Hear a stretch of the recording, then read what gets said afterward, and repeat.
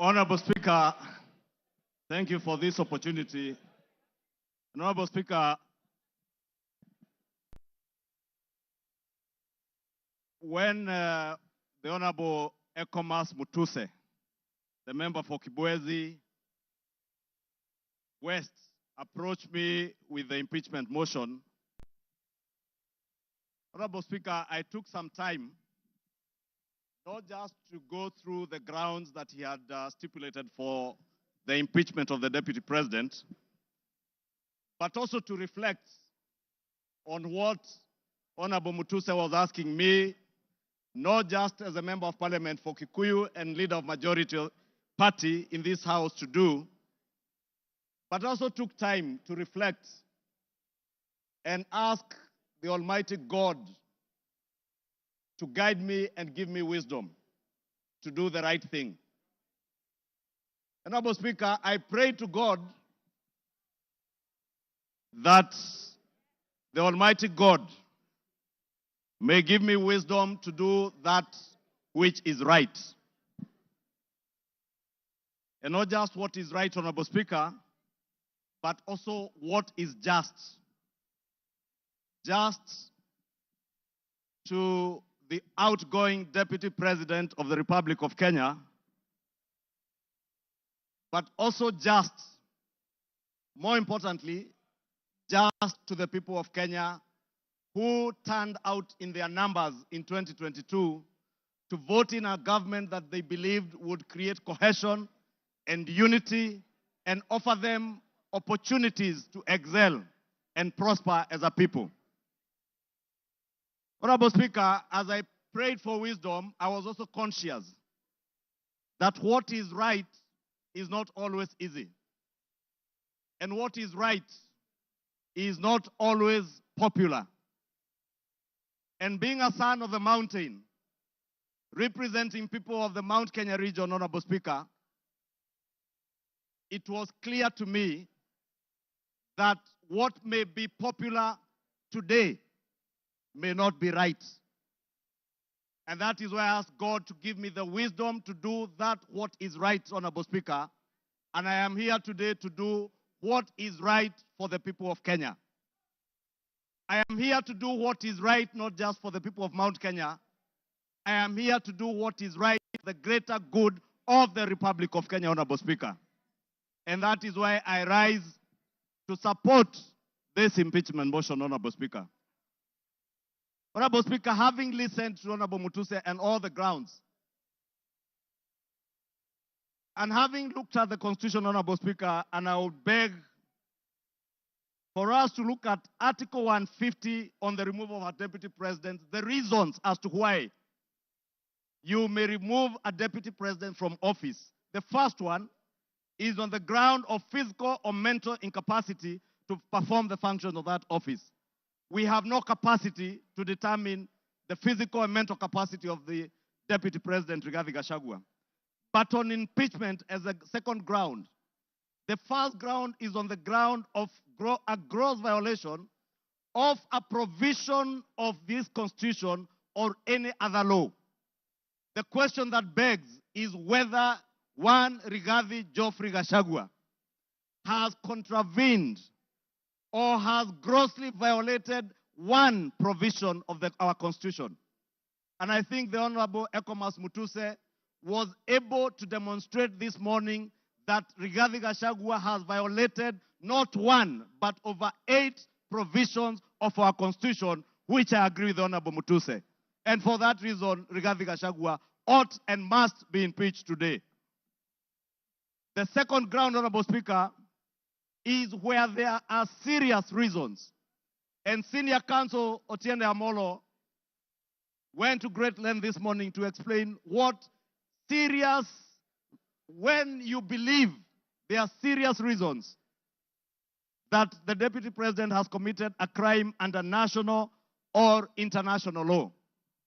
Honorable Speaker, behind the veneer of humility that you have seen here this evening, behind the veneer of humility that Kenyans saw on national TVs on Sunday, pretending to apologize, is a dark face of violence is a dark face, Honorable Speaker, that is a great danger to our nationhood, a great danger to the unity of our republic, Honorable Speaker, a danger to the cohesive existence of our nation as we see it today, Honorable Speaker. On the first ground, Honorable Speaker, on the remark of Serikali ni kampuni, it pains me, Honorable Speaker, as I say, not just as leader of majority, but as a member of parliament of Kikuyu constituency, and also as a son of the mountain, where I come from. That, Honorable Speaker, today, the community I come from is depicted as a community that is entitled and privileged. We are a community, Honorable Speaker, that has love for other Kenyans and other communities in our republic. We are a community that is known for our hard work and resilience, not for entitlement. We are a community that is peace-loving and that believes in the unity of one indivisible nation and Republic of Kenya. Rigathi Gachagua does not believe in an indivisible country. He believes in parochial, selfish, regional, and sectarian interests. And for that reason, Honorable Speaker, we ought and we should impeach the Honorable Rigathi Gachagua. Honorable Speaker, we need to ask ourselves as Honorable Members of Parliament, who took an oath of office, Honorable Speaker, and we swore in the name of the Almighty God that we would obey, respect, uphold, protect, and defend this Constitution. And today, Honorable Speaker, what we are being asked to do is to recall those words of the oath of office that we all took either with the Bible or with the Holy Quran in our right hands, Honorable Speaker, that for a man who has grossly violated our Constitution, whether we will stand up today to be counted as protecting and defending this Constitution by sending home one Rigathi Gachagua, Honorable Speaker. I want to say I rise to the occasion today to do what is right and to reaffirm that oath that I took with the Bible in my right hand, to obey, to defend, and to protect this Constitution that we all swore to defend. And I call upon all of you, honorable members, to defend this Constitution. Honorable members, for Kenyans around the country who watched in disbelief as the Honorable Rigathi Gachagua went to great length, and the Honorable Otiende Amolo told us this morning, if you have to spend 2 hours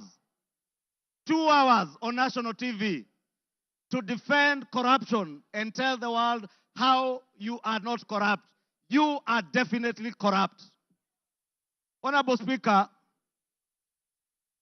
the Deputy President with his legal team submitted their defense late at 4 p.m. this afternoon, imagining that we will not have the time to go through this voluminous document.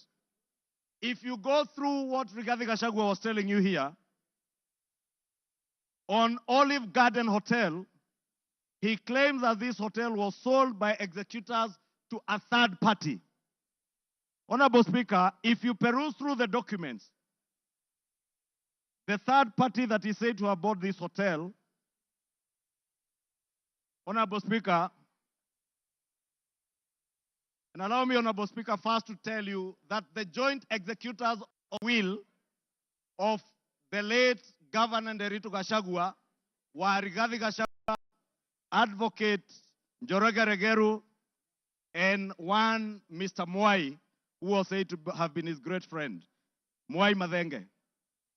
And Honorable Speaker, if you read the report filed in court by the joint will executors, filed on the 27th of June this year, it says in the report that the joint will executors will make decisions independently of the beneficiaries and without influence from any beneficiary. except for one who is both a beneficiary and an executor. The joint will executors does not have the same attributes and mandates as for trustees, where beneficiaries would play a part assisting in decision making. What this is saying, Honorable Speaker, a document filed in court, is that Rigathi Gachagua, as a joint will executor, was also a beneficiary of the estate of his late brother. He was not only a joint will executor, he was also a beneficiary, and he was also a purchaser for value of the estate of his late brother.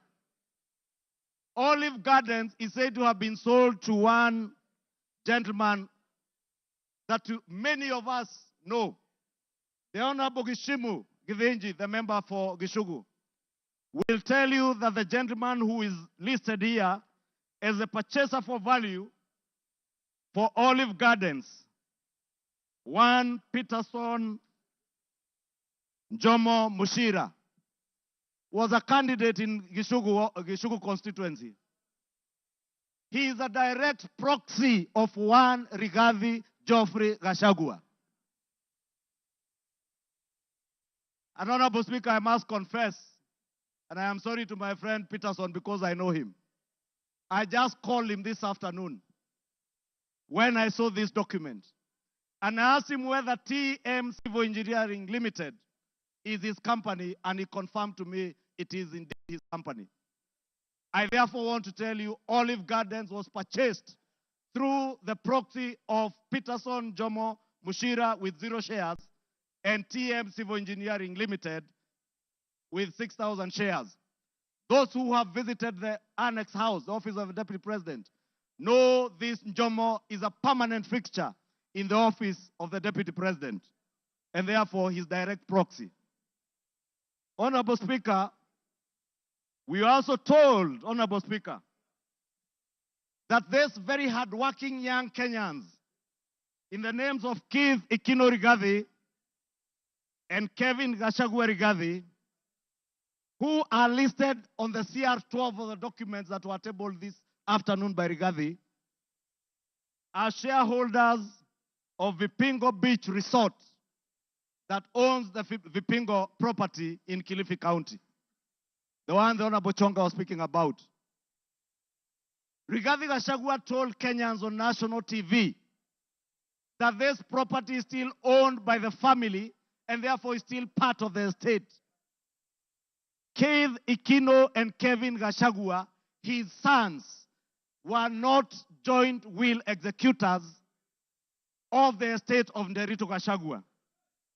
And the owners who are listed on this CR12 is Keith Ikino Rigathi, Kevin Gachagua Rigathi, and the estate of the deceased James Nderitu Gachagua. It is a rather ingenious way of trying to hide behind the estate of his late brother. And how shameful, Honorable Speaker, that the Deputy President of the Republic of Kenya would hide behind the veil of the estate of his late brother to disguise what is outright proceeds of crime, because he is the purchaser of this property, and that is why his 2 sons are listed as directors and shareholders of Vipingo Ridge, of Vipingo Beach Resort. But he was on national TV telling Kenyans, this is a property that belongs to the family, and we have decided to keep it. This is a House of Records, Honorable Speaker, and it is good we gave the Honorable Rigathi Gachagua an opportunity to be heard so that we can expose his lies in broad daylight or this early in the evening. And I want to tell Kenyans and all of you members, save this country from this dark face, Honorable Speaker, honorable members. Save this country, Honorable Speaker. Honorable Speaker, because of time, I know there was alluding, Honorable Speaker, if you look at the time this company, Vipingo Beach Resort, was formed, it was founded on 5th August 2008. I would guess if Keith Gachagua is 31 years old today, At the time this company was registered, he was only 15 years old or 14 years old. He cannot have been listed as a director. His younger brother must have been 12 or 13. For heaven's sake, Deputy President, give some credit. Honorable Speaker, we also had the issue of shareholding, Honorable Speaker. And we were told that in our coalition agreement, Honorable Speaker, and you are then the leader of Ford Kenya, and you know you never subscribed to shareholding in our coalition agreements within Kenya Kwanza. Anybody who subscribed to the Kenya Kwanza coalition was subscribing not to shares, but to an ideology, a shared ideology, not shareholding, as Rigathi Gachagua wants Kenyans to believe. Honorable Speaker, let me finish by saying, Honorable Speaker, that the mountain is intact. The mountain is intact. The mountain is intact. The mountain is intact. The mountain is named after Kenya because it belongs to all the people of Kenya. We must end ethnic balkanization.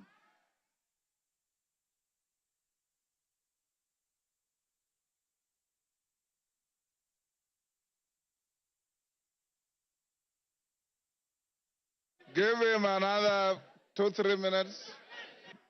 Honorable Speaker, I was saying to conclude, to end the culture of impunity, conflict of interest, abuse of office, state capture, and corruption in high office. Rigathi must, for accountability, for there to be integrity in the political governance of our country. Rigathi Gachagua must, for leaders in high office, to bear policy and political responsibility. Rigathi Gachagua must, for national unity, for the fight against to bear fruit, for peace and prosperity of our nation as one indivisible whole, one nation under one flag, one people who love their country, who love peace, who want to see a cohesive and working government serving them. Rigathi must. Rigathi must. I submit. Rigathi must go. Thank you. Order.